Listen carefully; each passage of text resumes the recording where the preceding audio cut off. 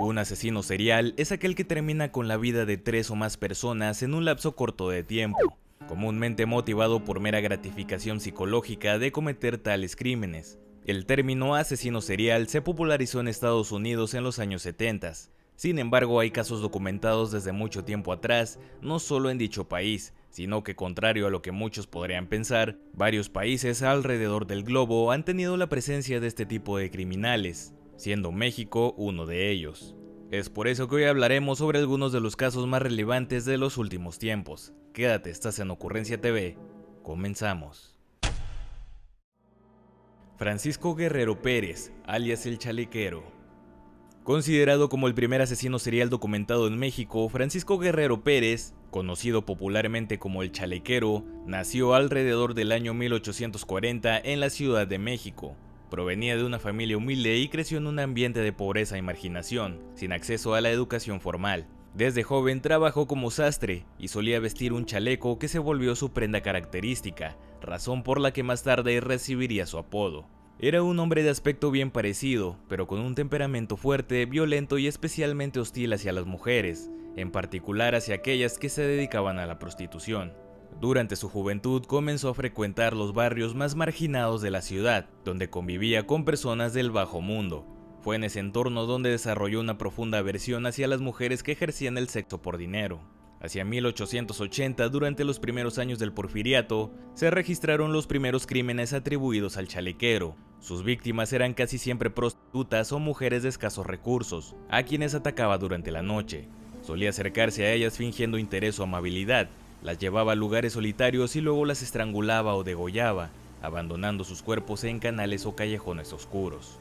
A lo largo de la década de 1880 se le atribuyeron entre 16 y 20 asesinatos, aunque las cifras exactas nunca se confirmaron. La brutalidad de sus actos causó gran conmoción en la sociedad de la época, al punto de que algunos periódicos lo compararon con Jack el Destripador, aunque sus crímenes ocurrieron antes que los del asesino londinense. Guerrero actuaba con frialdad, sin remordimiento, y mostraba un claro patrón de violencia dirigida hacia mujeres marginalizadas. Su captura ocurrió en 1888, después de que varios testigos lo vieran por última vez con una de sus víctimas. Durante el interrogatorio y el juicio confesó algunos crímenes, siempre con una actitud indiferente. En un principio, como dictaban las leyes, fue sentenciado a pena de muerte, pero el mismo Porfirio Díaz revocaría el castigo, sentenciándolo en su lugar a 20 años de reclusión en la prisión de San Juan de Ulúa. En prisión se comportó de manera ejemplar, lo que le valió la liberación anticipada en 1904, cuando ya era un hombre mayor. Sin embargo, apenas recuperó la libertad, volvió a asesinar. Su nueva víctima fue una anciana lavandera, a la que atacó con el mismo método que había usado años atrás. Este nuevo crimen provocó un gran escándalo en la prensa y en la opinión pública, que no podía creer que se hubiera liberado a un hombre tan peligroso. El chalequero sería arrestado de nuevo y condenado a pena de muerte, aunque la sentencia nunca llegó a cumplirse.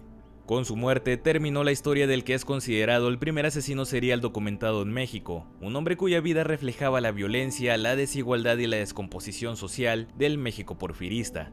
Su figura quedó marcada en la historia criminal del país como un ejemplo temprano de psicopatía y misoginia extrema. Gregorio Goyo Cárdenas, el estrangulador de Tacuba. Gregorio Cárdenas Hernández, conocido como el Estrangulador de Tacuba, nació en 1915 en Ciudad de México. Desde joven mostró una inteligencia fuera de lo común. Era aplicado, reservado y con gran habilidad para los estudios. Provenía de una familia de clase media-baja y logró ingresar a la Facultad de Química de la UNAM, donde se le consideraba un estudiante brillante. Sin embargo, bajo esa apariencia de joven culto y educado, se escondían fuertes trastornos mentales, emocionales y sexuales, alimentados por una personalidad obsesiva y por traumas relacionados con el rechazo y la frustración sentimental. A comienzos de la década de 1940, Cárdenas empezó a frecuentar prostitutas y mujeres jóvenes en Tacuba, donde vivía solo en una casa que había heredado. Sería en este lugar donde entre 1942 y 1943 cometió una serie de asesinatos que conmocionaron al país. Sus víctimas fueron 4 mujeres, 3 prostitutas, María de los Ángeles González, Rosa Reyes, así como una sin identificar, y finalmente la cuarta sería una joven estudiante llamada Graciela Arias Ábalos de 21 años, quien era su amiga y de quien Goyo estaba enamorado. Gregorio las llevaba a su casa con engaños o promesas de dinero, y una vez ahí las estrangulaba, generalmente después de mantener relaciones. Posteriormente enterraba los cuerpos en el jardín de su casa, cubriéndolos con cal y tierra para ocultar el olor. Durante un tiempo logró mantener sus crímenes en secreto, hasta que Graciela, su última víctima, fue reportada como desaparecida, y la policía comenzó a investigar. Su comportamiento errático levantó sospechas, y finalmente, tras un intento de huida, sería arrestado. Al ser interrogado, confesó los asesinatos con sorprendente frialdad, guiando a las autoridades hasta los cuerpos enterrados en su jardín.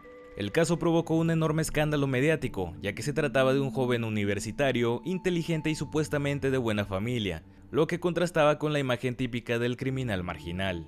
Fue internado en un manicomio donde se le diagnosticaron algunos trastornos mentales. Pasó años en reclusión, durante los cuales mostró interés por la literatura, la ciencia y la pintura. Posteriormente fue trasladado a la prisión de Lecumberri, donde su comportamiento ejemplar le valdría ciertos privilegios. El 8 de septiembre de 1976, el presidente Luis Echeverría le concedería el indulto por su presunta rehabilitación social, aunque mayormente por haberse convertido en toda una celebridad, siendo puesto en libertad donde terminaría su licenciatura en Derecho.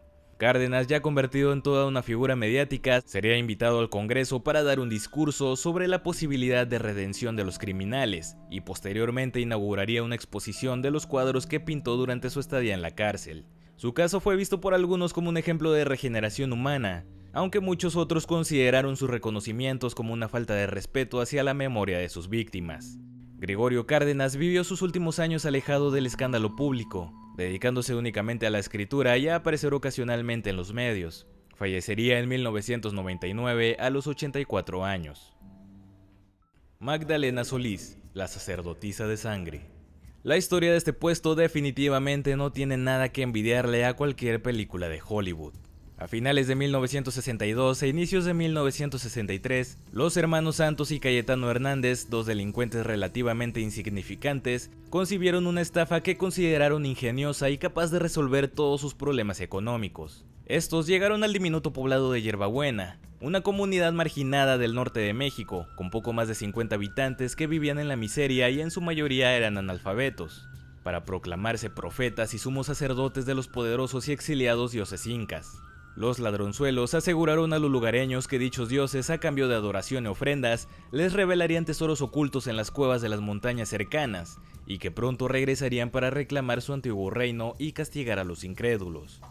Pese a no tener el más mínimo conocimiento sobre la mitología inca ni sobre las culturas prehispánicas de Perú, ignorando el hecho de que los incas jamás habitaron México, los hermanos Hernández lograron convencer a muchos de los pobladores. La pobreza y la ignorancia del lugar hicieron que la historia pareciera creíble. Así nació una secta de proporciones inimaginables, en la cual los hermanos comenzaron a exigir tributos tanto económicos como sexuales, sin distinción de género. De ser simples ladrones pasaron a convertirse en estafadores y explotadores que organizaban rituales y orgías en las que además empleaban narcóticos. El culto funcionaría sin problemas durante un tiempo, hasta que los fieles empezaron a dudar e impacientarse por la falta de resultados, siendo entonces que los hermanos Hernández idearían un nuevo plan. Viajarían a Monterrey en busca de mujeres de la vida galante que quisieran unirse a su farsa. Fue allí donde conocieron a Magdalena Solís y a su hermano Eleazar, quienes aceptarían participar. Durante uno de los rituales y valiéndose de un sencillo truco de magia, una cortina de humo, presentaron a Magdalena como la reencarnación de una diosa, con el propósito de mantener a la gente doblegada. Lo que nadie imaginaba era que ella misma terminaría creyéndose su propia mentira. Poco tiempo después de unirse a la secta, Magdalena Solís tomaría el mando, cuando un par de adeptos hartos de los abusos quisieron abandonar al grupo. Los demás creyentes, temerosos de la supuesta diosa, los acusarían con los falsos sacerdotes. Como castigo, Magdalena los condenaría a pena de muerte, ordenando al culto a linchar a los detractores. Después de los primeros asesinatos, los crímenes de Magdalena Solís se volvieron cada vez más violentos y ritualizados. Harta de las orgías, comenzó a exigir sacrificios humanos mediante un ritual de la sangre, en el que los disidentes del culto eran golpeados, mutilados y desangrados hasta morir, mezclando su sangre con la de animales y narcóticos como marihuana y peyote. Solís bebía de un cáliz con esta mezcla, junto con los sacerdotes, y luego lo compartían con los demás miembros, creyendo que otorgaba poderes sobrenaturales, para finalmente extraer el corazón de la víctima. Inspirándose en la mitología azteca, afirmaban que la sangre era necesaria para la inmortalidad de los dioses y que Solís era la reencarnación de la diosa Coatlicue. Durante 6 semanas de 1963, 4 personas fueron asesinadas de esta forma. En mayo de 1963, Sebastián Guerrero, un joven de 14 años cercano a la localidad que se encontraba explorando la zona, presenciaría una de las masacres durante un ritual de la secta en una cueva. Aterrorizado, huyó y caminó durante más de 25 kilómetros hasta el municipio de Villagrán, Tamaulipas, para alertar a la policía. Pero sus declaraciones de vampiros, chupadores de sangres, fueron tomadas como delirios de un chico perturbado. A la mañana siguiente, el policía Luis Martínez lo acompañaría a la cueva con la intención de darle gusto para que no volviera a molestar con dicha historia. Sin embargo, ese sería el último día en que ambos fueron vistos con vida. Tras la desaparición de Sebastián Guerrero y Luis Martínez, la policía comenzó a investigar seriamente, surgiendo los primeros indicios de una secta satánica. El 31 de mayo de 1963, en un operativo conjunto con el ejército, 2 policías se adentraron en el poblado de Hierbabuena, y luego de una balacera entre los oficiales y los lugareños que se encontraban armados, el encuentro culminaría en la captura de Magdalena y Eleazar Solís, quienes albergaban varios kilos de marihuana en una choza, mientras que Santos Hernández murió al resistirse al arresto y Cayetano habría sido asesinado por un miembro de la secta que buscaba protegerse de la policía. Durante las investigaciones se hallaron los cuerpos descuartizados de Guerrero y Martínez cerca de la finca, y posteriormente los de otras 6 víctimas en las cuevas, todas con signos de rituales sangrientos al estilo azteca. Magdalena y Eleazar Solís fueron condenados a 50 años de prisión por los asesinatos de Guerrero y Martínez, ya que no se pudo probar su participación en los demás crímenes. Muchos miembros de la secta murieron en el tiroteo con la policía, y los pocos que fueron detenidos recibieron 30 años por el asesinato en grupo, con atenuantes por analfabetismo y pobreza. No sería sino hasta varios años más tarde que algunos exmiembros revelaron los horrores ocurridos dentro del culto. Juana Barraza, la Mataviejitas. Juana Barraza Samperio nació el 27 de diciembre de 1957 en Epazoyucan, Hidalgo, en una familia humilde marcada por la violencia y el abandono. Su madre, Justa Samperio, era alcohólica y solía maltratarla física y emocionalmente, mientras su padre se encontraba ausente. Cuando Juana tenía alrededor de 13 años, su madre la cambiaría por unas cuantas cervezas a un hombre que abusaría de ella en repetidas ocasiones, dejándola embarazada. Ese hecho traumático marcó su vida y sembró en ella un profundo odio hacia su madre y por extensión hacia las mujeres mayores, a quienes veía con desprecio. Desde entonces Juana creció con resentimiento y sin una figura de apoyo emocional, lo que la llevó a formar su duro carácter. De adulta se trasladó a la Ciudad de México, donde trabajó en más de un empleo informal, al mismo tiempo que criaba sola a sus hijos. Posteriormente comenzaría a vender botanas en eventos de lucha libre, lo que con el tiempo la llevaría a convertirse en luchadora profesional bajo el mote de la Dama del Silencio, aunque hace poco un grupo de luchadoras asegurarían que ella jamás ejerció profesionalmente. Aunque disfrutaba de esa doble vida fuera del ring, enfrentaba serios problemas económicos y emocionales. José Enrique, uno de sus hijos, sería asesinado a la edad de 24 años, lo que profundizó aún más su amargura y resentimiento hacia la sociedad. Al quedarse cada vez con menos opciones para subsistir y mantener a sus hijos, Juana trazaría un nuevo plan para conseguir dinero, basándose en un anuncio del gobierno que había visto en la televisión, donde se mencionaba un programa de ayuda económica para los adultos mayores. Entre finales de los años 90 y principios de los 2000, comenzaron a registrarse en la Ciudad de México una serie de asesinatos de mujeres ancianas. Las víctimas eran encontradas en sus casas, estranguladas con objetos como cables, medias o estetoscopios. En ninguno de los casos se encontraban señales de que hubieran forzado la entrada, lo que indicaba que las víctimas abrían voluntariamente la puerta a su asesino.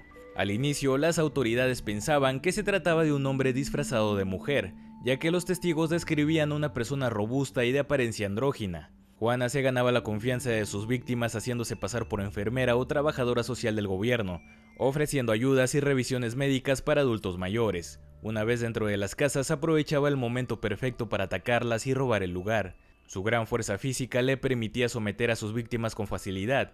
Luego de darse a conocer el patrón de los homicidios que indicaban a un asesino serial, los medios le apodarían el Mataviejitas, antes de que se descubriera que en realidad se trataba de una mujer.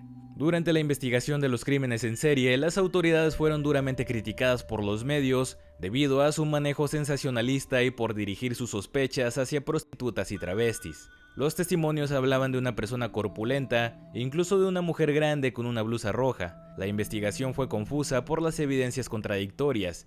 Incluso en un momento se pensó que podría tratarse de 2 asesinos distintos. También llamaría la atención que varias víctimas tuvieran una copia del cuadro Niño del Chaleco Rojo de Paul Cézanne, y algunos investigadores compararon el caso con el asesino francés Thierry Paulin. especulando incluso sobre una posible doble personalidad del homicida. También se notó la coincidencia de que algunas víctimas eran de origen español. El 25 de enero de 2006, Juana Barraza sería arrestada tras huir de la casa de su última víctima, Ana María de los Reyes Alfaro, de 89 años, a quien había estrangulado con un estetoscopio. Su captura confirmó que el asesino serial había sido una mujer todo este tiempo, cosa que para entonces aún muchos dudaban. Barraza coincidía con la descripción de testigos y con un retrato facial elaborado por la policía. Al momento de su detención lleva un estetoscopio, formularios de pensión y una credencial falsa de trabajadora social. Al ser interrogada, confesó el asesinato de Ana María y de otras 3 mujeres, pero negó su participación en el resto de los crímenes que se le atribuían. Declaró que había ido a la casa de la víctima buscando trabajo como lavandera y dijo que sabrían por qué la había asesinado cuando se leyera su declaración oficial. La mujer aseguró que su motivo principal para matar había sido el rencor acumulado hacia su madre, declarando lo siguiente: por el dinero de que yo le dije que pues, no estaba bien lo que ella me pagaba. Ya fue cuando ella me empezó a asustar y la verdad sí, me mató. La forma como me agredió y eso, y sentí mucho coraje. Son gatas y todavía quieren ganar los dos. Cuando yo, la verdad, mejor sí, y agarré la liga, pero esas no las traía yo. La verdad, perdí la cabeza. Yo odiaba a las señoras porque mi mamá me maltrataba, me pegaba y siempre me maldecía. Y ella me regaló con un señor blanco. Y yo fui abusada. Por eso odiaba a las señoras. Yo sé que no es excusa, porque no merezco perdón ni de Dios ni de nadie. Perdón. Ya lo hice. El 31 de marzo de 2008 fue condenada a 759 años de prisión y recluida en la cárcel de Santa Marta, Acatitla. Esto con los cargos del asesinato de 16 mujeres y 12 robos, aunque se asegura que su lista de víctimas ascendía en realidad a más de 40. Andrés Mendoza, el caníbal de Atizapán. El monstruo o caníbal de Atizapán es el apodo con el que se le conoce a Andrés Filomeno Mendoza Celis, un hombre nacido en Oaxaca en 1947, responsable de una serie de asesinatos y actos de canibalismo ocurridos durante varias décadas en el municipio de Atizapán de Zaragoza, Estado de México. Durante años el hombre llevó una vida aparentemente normal. Fue presidente del Consejo de Participación Ciudadana de su colonia y era conocido por sus vecinos como un hombre amable y servicial. Sin embargo, en mayo de 2021, la policía descubrió su verdadera identidad criminal tras la desaparición de Reina González. Al registrar su casa, las autoridades encontraron su cuerpo desmembrado, además de restos óseos, utensilios de cocina con carne humana, grabaciones en video de los crímenes, así como las pertenencias de múltiples víctimas. Las investigaciones revelaron que Mendoza llevaba décadas asesinando mujeres, desde los años 90. Se cree que mató, descuartizó y comió partes de al menos 19 mujeres, aunque el número exacto podría ser mucho mayor, dado que en su domicilio se hallaron cientos de fragmentos óseos. El caníbal solía deshacerse de muchas de sus víctimas regalando su carne a sus vecinos y gente de escasos recursos. Lo mismo hacía con sus pertenencias como ropa, zapatos y accesorios. Cabe destacar que Andrés era un ávido fanático de Hannibal Lecter. Sin embargo, su principal motivante para tales crímenes se basaba en el constante rechazo que recibía por parte de las mujeres. Además de que la única razón por la que fue descubierto se debió a que Reina González, su última víctima, era esposa de Bruno Portillo, comandante de la policía, quien personalmente investigó el paradero de su pareja luego de que desapareciera misteriosamente. Bruno la localizaría a través de cámaras de vigilancia y daría hasta el domicilio de Mendoza, a donde entraría a la fuerza solamente para descubrir el cuerpo mutilado de su esposa. En 2022 fue sentenciado a prisión vitalicia por el feminicidio de Reina, y posteriormente recibió más condenas por otras víctimas identificadas. Actualmente cumple cadena perpetua en un penal del Estado de México. Su caso provocó un gran impacto en el país no solo por la brutalidad de sus crímenes, sino también por el tiempo que logró pasar desapercibido ante las autoridades y los vecinos que jamás reportaron los sucesos sospechosos que llegaron a presenciar, ya fuera por conveniencia o mera indiferencia, además de por el hecho de que documentaba meticulosamente sus asesinatos. Y bueno, esto ha sido todo por hoy, ocurrentes. Como siempre, si te gustó el video, no dudes en dejar tu like, suscribirte y compartirlo con todo el mundo, sobre todo si te gustaría ver una segunda parte. Ya sabes que yo soy tu amigo Franco Same y nos vemos a la próxima.